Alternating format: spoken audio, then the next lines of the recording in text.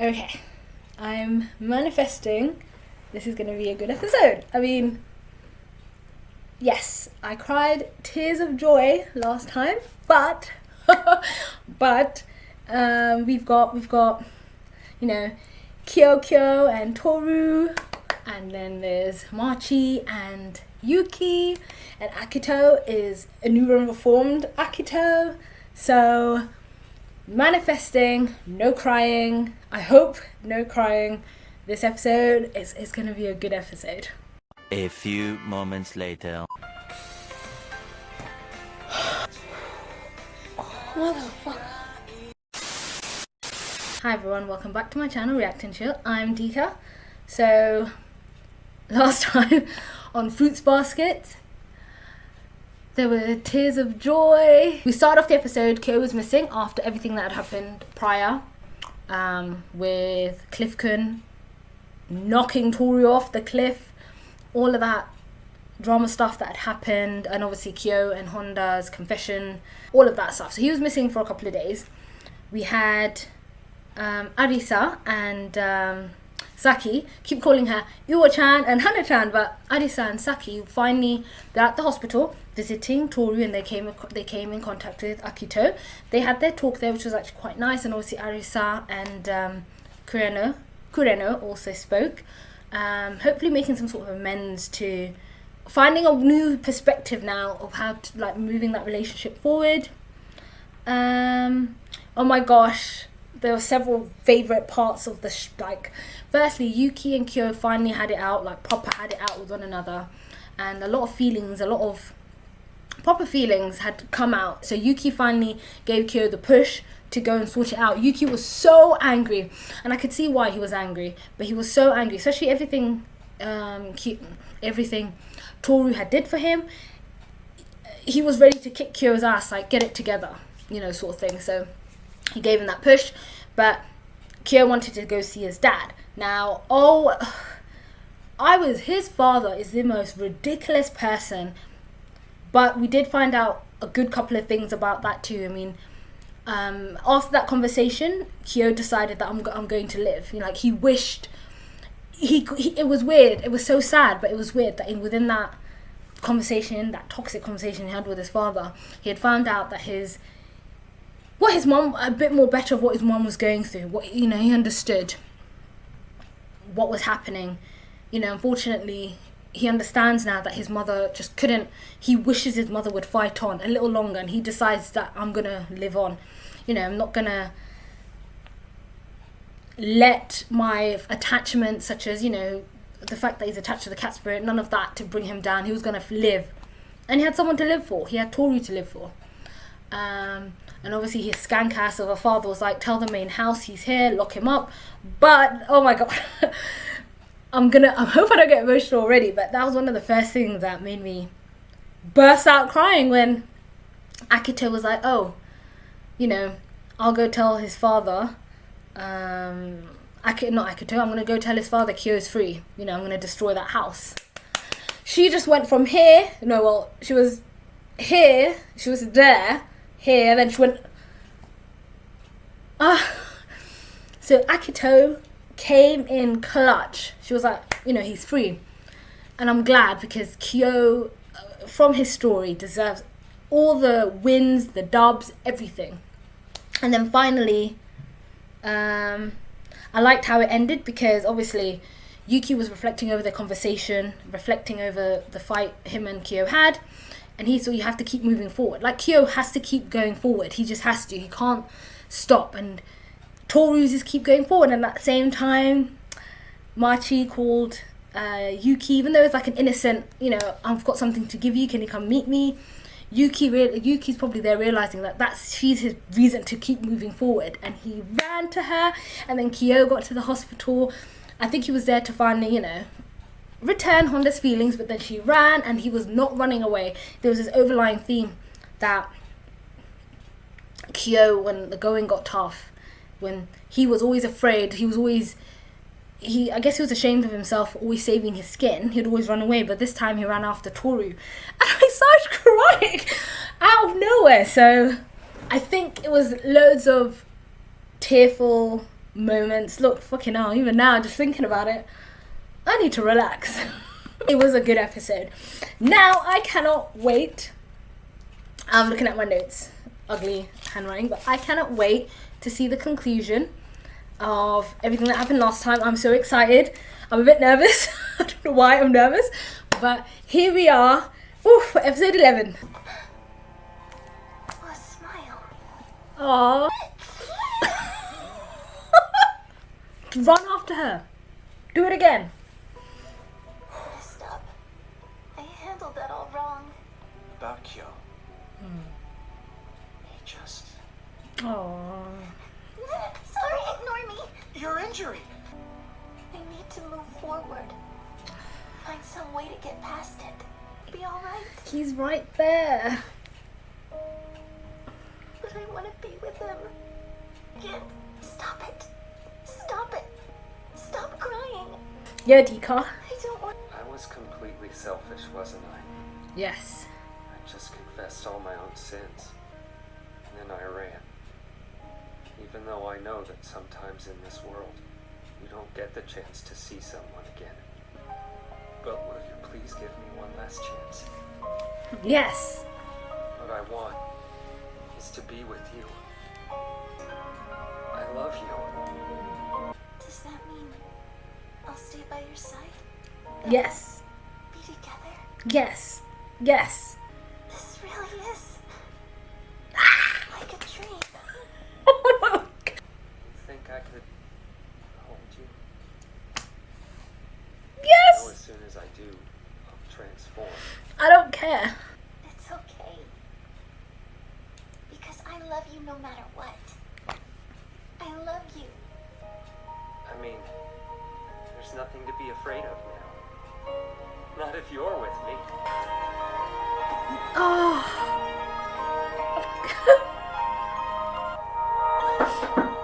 What's happened? You didn't transform. Bye. That was it. I resented you. You didn't transform. Why? Pure. Please, don't use words like that to separate people into categories. You think we're so different because I'm pure and pretty. So are you. I'm someone who's trying to destroy the world you know. The future you always believed in. The reasons behind it don't change the fact that I'm hurting you or lessen the pain. It's absolutely crazy to think that Tohru still sees herself as the bad guy, even though we're well aware of Akito's past and her problems, but someone's actually also wants to be forgiven by Akito, because Akito, like you literally said, that's the world, but Akito's always known, and obviously Tohru, an outsider, is coming to destroy that. So Tohru doesn't believe just because she may be pretty or pure that she is, because of essentially what she has been doing to Akito. Indirectly, if that makes sense. You're persistent. For new meetings. And new beginnings. It's like, oh, They had been alone for many, many long years.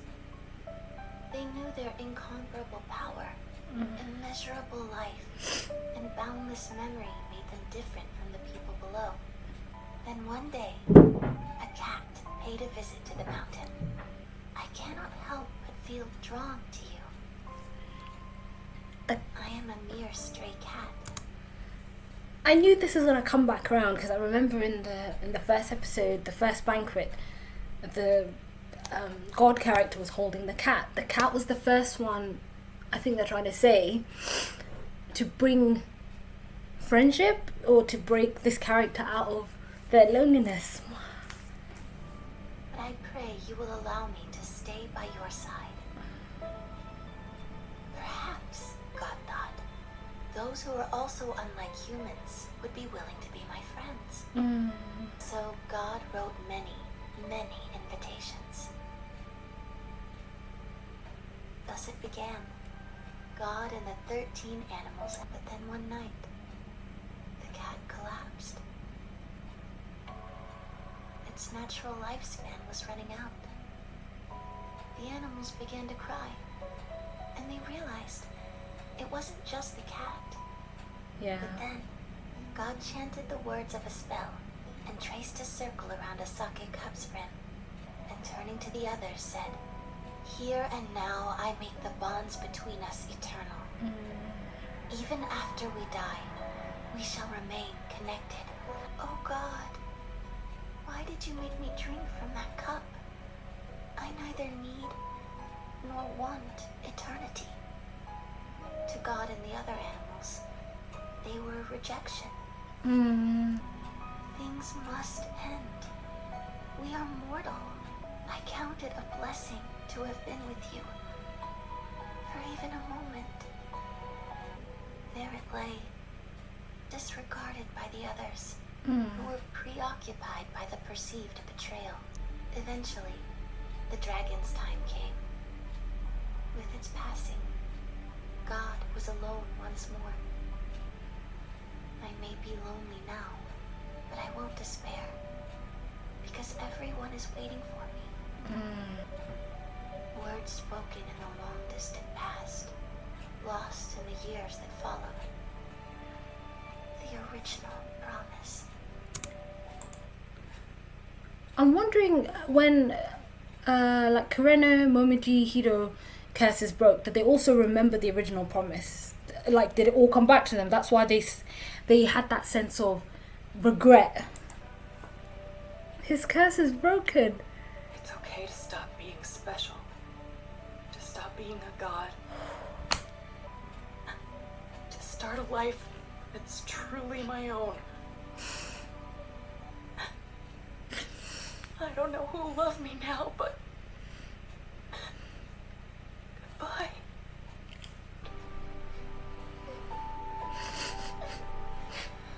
Goodbye, everyone. They say that after goodbye comes hello. That all new beginnings come from endings. Cry with me, please. So please, just cry with me. Feel with me. We lost what we had, and we're left with no guarantees. Rip that shit off you. Goodbye. Goodbye. When did that promise become a curse? When did our fellowship become a burden? Yeah. And those are the same questions I asked at the beginning. The original promise almost became a burden. Happy ones. We didn't want them to end. In the beginning, you all carried it with you. Is thank you. Thank you. It would be many long years before the cat's plea was finally heard. I promised I wouldn't cry. Because I'm such a ugly crier, but okay. So if it wasn't for the bit where we found out the god backstory of how all the animals came to be, I probably would have not written anything down because I would just be in tears. So that was episode 11. What an amazing episode.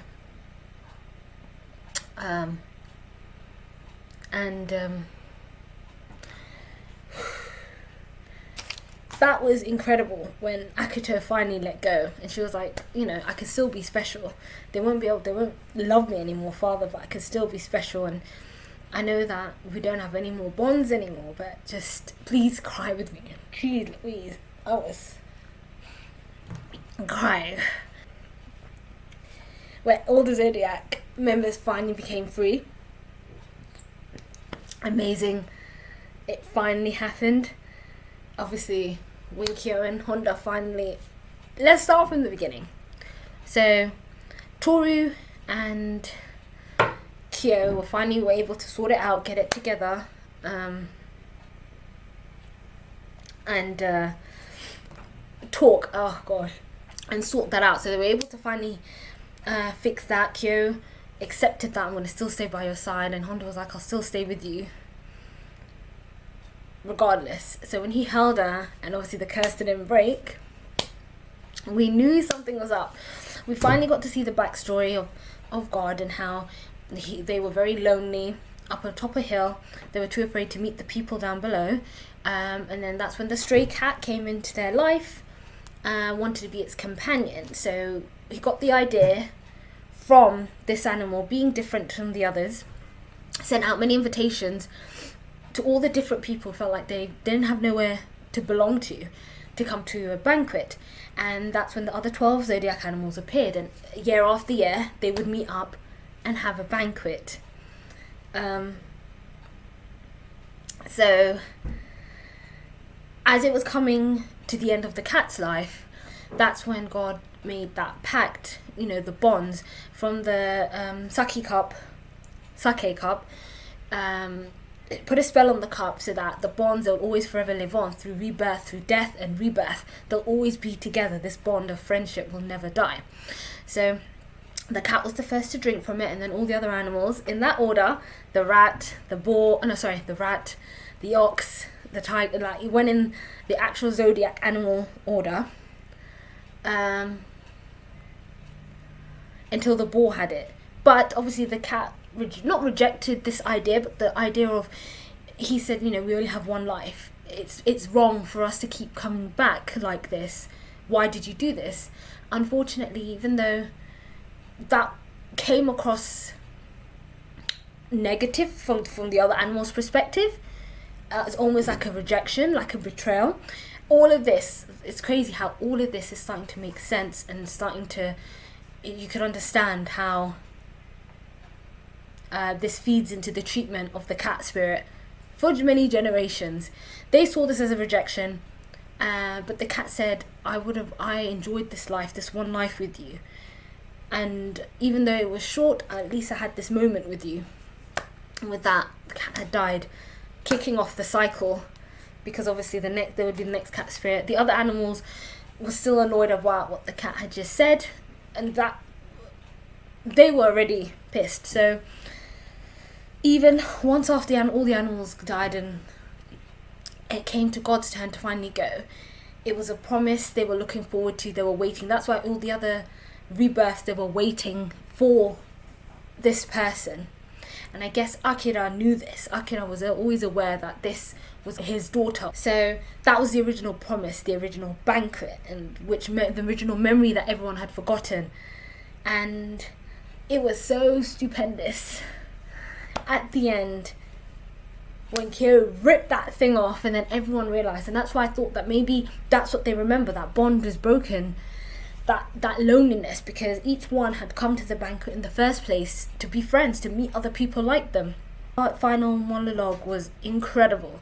You know, whatever you do, whatever our history is, you know, sob and cry with me, because these bonds are finally broken, and I'm assuming that's why they cry when the bond is broken. They're losing that part of themselves. Ooh, I'm gonna make sure I don't tear up again. So that was an incredible episode.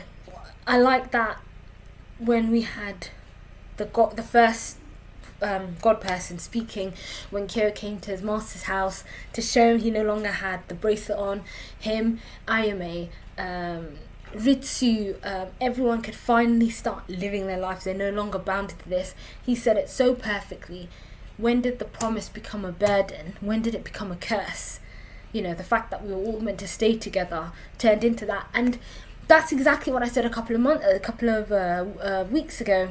When it was meant to be a promise for us to stay together, so when did it turn into something like this? It developed into something more sinister, and they were finally all set free at the end. And of course, it's even amazing that Tohru wanted to go check on Akito, because she knew what this meant, everyone being released from the curse. So she knew no, okay, sorry. She knew what this meant because when she went to Kyo's master's house, they would have not been aware that everyone was free until she saw Hatsuharu and Izuzu again. So she would have not known that everyone was set free until she saw everyone again. Sorry. So once she realised at that point, and obviously seeing Hattori that everyone had been set free, it's so sweet that she went over to Akito to be with her. Stop it! Because Tori promised to be a friend beyond this, beyond the bonds, and that's what Akito wanted. So the only person we didn't see was Yuki, and if we remember, Yuki was on his way to Machi, and in essence he's where he needs to be. He wanted to be with Machi, so I really hope we get to see that next time. And that was it. Oh, that was my wrap up of the episode. Amazing episode. I was crying throughout, as you could see. There's not one point that I wasn't crying. But it was so good, and as always, let me know, like, comment and subscribe, and let me know what you thought of this episode down in the comments below. That's all for this time. I'll see you next time.